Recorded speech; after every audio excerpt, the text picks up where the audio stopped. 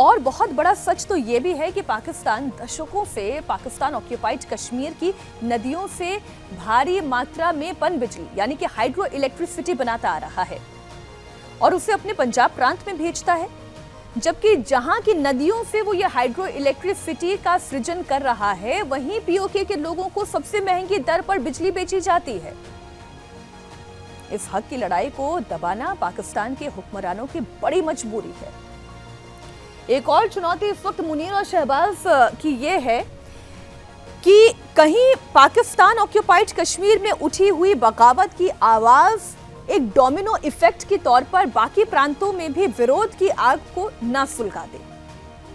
पाकिस्तान के जो अन्य प्रांत हैं जैसे बलूचिस्तान हो गया, खैबर पख्तूनख्वा हो गया, वहां पर भी सेना के खिलाफ भारी संतोष है। सरकार को डर इस बात का है कि अगर पीओके का आंदोलन कामयाब हुआ तो पूरे पाकिस्तान में सिविल वॉर्स यानी कि गृह युद्ध जैसे हालात खड़े हो जाएंगे। बात सिर्फ पीओजे की आजादी तक सीमित नहीं रहेगी बल्कि पूरा पाकिस्तान खंड खंड हो सकता है।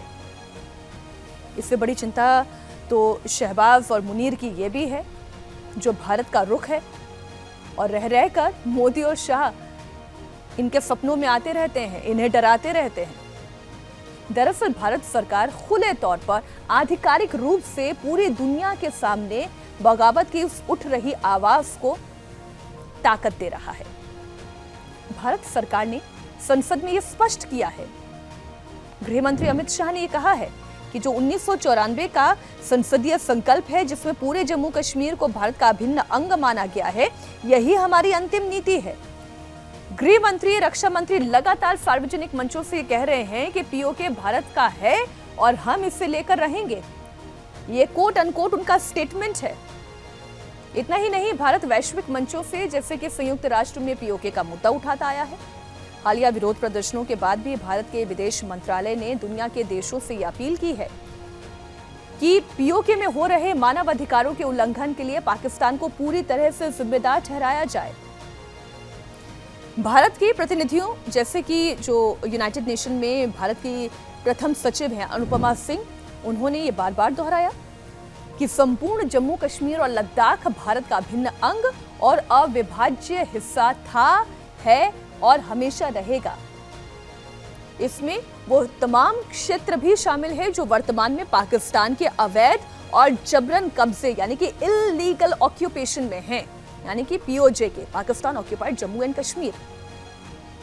भारत ने स्पष्ट रूप से कहा है कि कश्मीर में यदि कोई एकमात्र अनसुलझा मुद्दा है यानी कि अनरिजॉल्व्ड इशू बचा है तो वो ये कि पाकिस्तान अपने अवैध कब्जे वाले भारतीय क्षेत्रों यानी कि पीओके और गिलगिट बाल्टिस्तान को तुरंत खाली कर दे। भारत प्रत्यक्ष रूप से वो तमाम कदम उठा चुका है जहां से ये स्पष्ट होता है कि भारत ना तो कानूनी रूप से उस जमीन पर अपना हिस्सा कभी छोड़ेगा और इस बात का इंतजार करेगा कि कब वहां की आवाम खुद वहां की सरकार और वहां की मिलिट्री के खिलाफ अपने हक के लिए अपनी आवाज को इतना बुलंद कर दे, इतनी ताकतवर हो जाए कि शहबाज और मुनीर को खुद इस पाकिस्तान ऑक्यूपाइड जम्मू कश्मीर से अपने हाथ पीछे खींचने पड़े।